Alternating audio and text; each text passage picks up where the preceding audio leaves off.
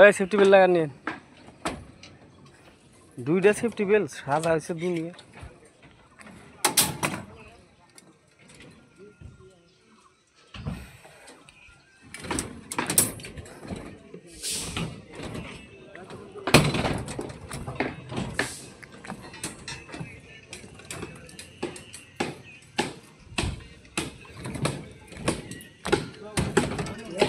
একটা ভিডিও করছি, বহুত টাইম লেগে গেল।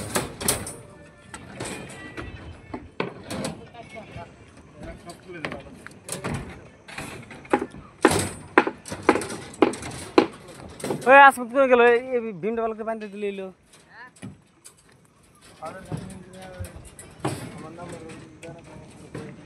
মানে যে কোনো একজন এসে বাঁধতে দিলে এলো।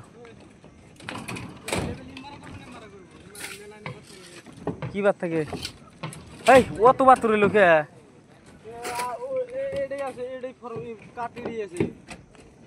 শুনছাও কথা, আরে কথা বললেন না কি করলেন?